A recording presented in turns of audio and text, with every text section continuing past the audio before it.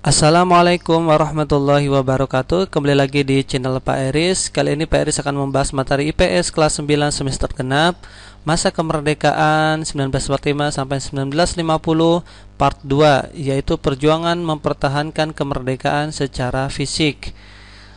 Sebelum dimulai, jangan lupa like, subscribe, dan share. Semoga banyak manfaatnya bagi kita semua. Yuk kita bahas. Perjuangan secara fisik yang pertama adalah insiden Hotel Yamato.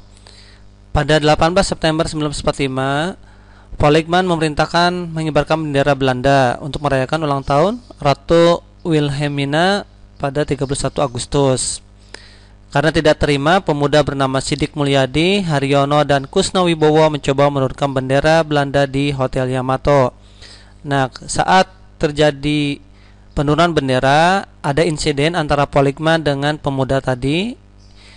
Polygman mati tercekik oleh Sidik karena mau menembak Sidik, sedangkan Sidik mati ditembak oleh pengawal Polygman. Kemudian Haritono dan Kusno memanjat tiang Hotel Yamato, menurunkan bendera Belanda serta merobek bagian birunya menjadi merah putih. Kemudian dengan mengatakan merdeka. Dampak dari insiden ini akan menjadi insiden berikutnya, yaitu pertempuran Surabaya. Ini adalah gambar suasana pertempuran insiden Hotel Yamato ya. Ini memanjat. Kita lanjut. Yang kedua, pertempuran Surabaya. Pada 30 Oktober 1945 ada bentrokan ya antara Jenderal Wais Malabi ini meninggal atau tewas. Kemudian 9 November 1945 Sekutu mengeluarkan ultimatum sampai jam 6 pagi 10 November 45. Tetapi ultimatum tersebut tidak dihiraukan karena dianggap penghinaan terhadap perjuangan Indonesia. Kemudian 10 November 1945 tentara Inggris melakukan serangan yang besar melibatkan 30.000 tentara, lalu pesawat terbang, tank, dan kapal perang. Tetapi tentara Inggris mengira perlawanan rakyat Surabaya dapat ditaklukkan dan waktu singkat. Di luar dugaan, ternyata sulit ditaklukkan. Para pelopor pemuda seperti Bung Tomo dan tokoh agama menggerakkan semangat perlawanan. Nah, ini adalah foto Bung Tomo. Ini tugu pahlawan untuk mengenang para jasa pahlawannya ya. 10 November kenapa dijadikan Hari Pahlawan? Karena perang terbesar pasca kemerdekaan, banyaknya korban jiwa 6.000 sampai 16.000 jiwa. Dan terakhir ketiga, inspirasi mempertahankan kemerdekaan Indonesia ke daerah lain di Indonesia. Kita lanjut. Ketiga, pertempuran 5 hari di Semarang. Pada 14 Oktober 1945 tersiar kabar Jepang telah meracuni cadangan air minum di Candi Semarang. Kemudian Jepang menembak Dr. Karyadi ketika hendak melakukan pemeriksaan sehingga ia gugur. Nah, pada tanggal 15 sampai 20 Oktober 1945 terjadi pertempuran antara TKR, Tentara Keamanan Rakyat, lalu dibantu oleh Barisan Pemuda dengan Jepang. Ya, jadi TKR dan Pemuda ini perang melawan Jepang. Kemudian berakhir dengan perundingan yang diwakili oleh Kasman Singdemijo dan Sartono serta pihak Jepang Letnan Kolonel Nomura. Ini Dr. Karyadi yang ditembak oleh Jepang. Kemudian Kasman Singodimejo, ini adalah Sartono yang membantu dalam hal perundingan terjadinya perdamaian. Sedangkan Wongsonegoro adalah Gubernur Jawa Tengah ya waktu itu, yang membantu juga Barisan Pemuda di Jawa Tengah. Ini adalah Tugu Semarang sebagai peringatan pertempuran 5 hari di Semarang. Yang keempat, pertempuran Ambarawa. Ini ketika kedatangan Battle ya, Jenderal Battle di Semarang 20 Oktober 1945. Tugasnya yaitu untuk membebaskan tawanan perang Belanda, tapi diberi senjata. Nah, ini menimbulkan kemarahan. Terjadilah pertempuran di Ambarawa. Letkol Isdiman, Komandan Divisi 5 Banyumas gugur.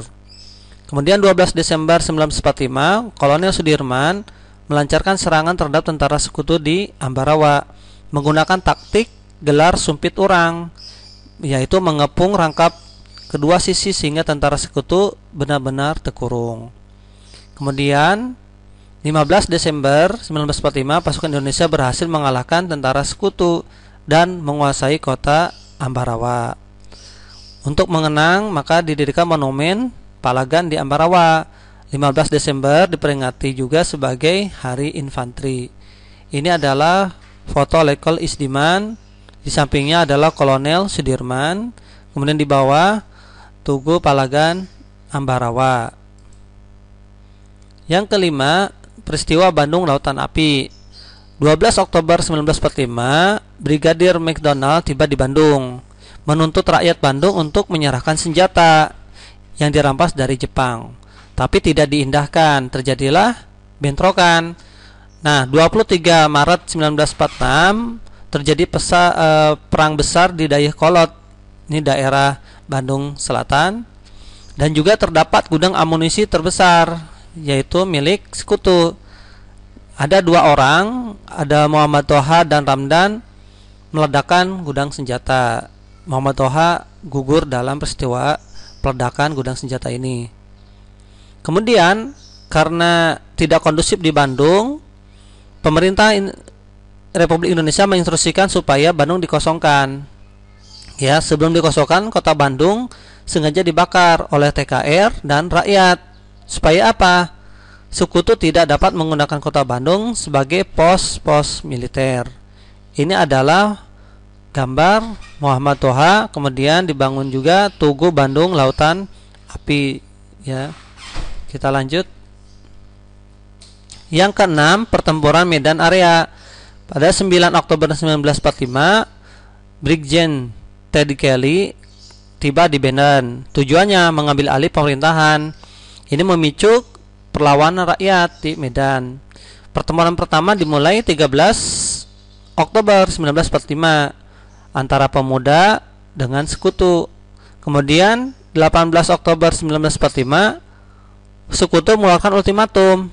Apa isinya? Melarang rakyat membawa senjata dan semua senjata yang ada harus diserahkan kepada sekutu.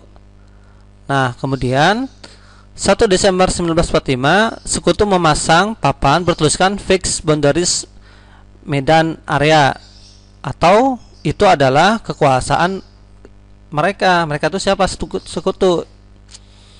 Nah, pada tanggal 10 Desember 1945 sekutu melancarkan operasi militer secara besar-besaran. Pada April 1946 sekutu berhasil menduduki kota Medan. Untuk mengenang para jasa pahlawan yang gugur, maka dibuatlah Tugu Medan Area. Kemudian Ahmad Tahir adalah pemimpin Barisan Pemuda Indonesia. Yang ketujuh, pertempuran Puputan Margarana. Dimulai 20 November 1945, ini sekutu datang dengan jumlah 2.000 tentara. Tujuannya apa? Ingin mendirikan negara Indonesia Timur, sehingga membujuk Letkol I Gusti Ngurah Rai, namun ditolak oleh beliau. 18 November 1946, I Gusti Ngurah Rai menyerang kedudukan Belanda di daerah Tabanan. Maka pasukan Ngurah Rai ini melakukan apa? Puputan atau perang habis-habisan. Kemudian dalam perang itu gugurlah Letkol I Gusti Ngurah Rai bersama 96 anggota pasukannya. Untuk mengenangnya didirikan Tugu Pahlawan, Taman Pujaan Bangsa, ya, di bekas medan pertempuran. Ini gambar I Gusti Ngurah Rai, dan ini adalah Tugu Pahlawan, Taman Pujaan Bangsa. Lanjut. Yang ke-8, serangan umum 1 Maret 1949. 1 Maret 1949 ini peristiwanya hanya 6 jam. Sangat hebat ya, cepat. Tujuannya adalah menunjukkan kepada dunia Indonesia cukup kuat mempertahankan kemerdekaan. Pemimpinnya yaitu Letkol Soeharto. Dengan persetujuan Sri Sultan Hamengkubuwono ke-9, ini Kepala Daerah Istimewa Yogyakarta. Hasilnya adalah berhasil memukul mundur pasukan Belanda keluar dari Yogyakarta. Apa dampaknya? Bagi Belanda dampaknya adalah perubahan sikap Amerika Serikat mendukung Belanda awalnya, tetapi menekan kepada pemerintah Belanda agar melakukan perundingan dengan RI. Jadi dulunya mendukung, sekarang berubah menjadi supaya ada perundingan dengan Republik Indonesia. Kemudian dampak bagi Indonesia adalah yaitu perjuangan diplomasi. Kemudian yang kedua, menunjukkan kepada dunia bahwa TNI mempunyai kekuatan yang kuat ya untuk melakukan serangan, mempertahankan kemerdekaan. Nah, nanti di part berikutnya kalian akan membahas tentang diplomasi. Jangan lupa like, subscribe, dan share. Terima kasih perhatiannya. Wassalamualaikum warahmatullahi wabarakatuh.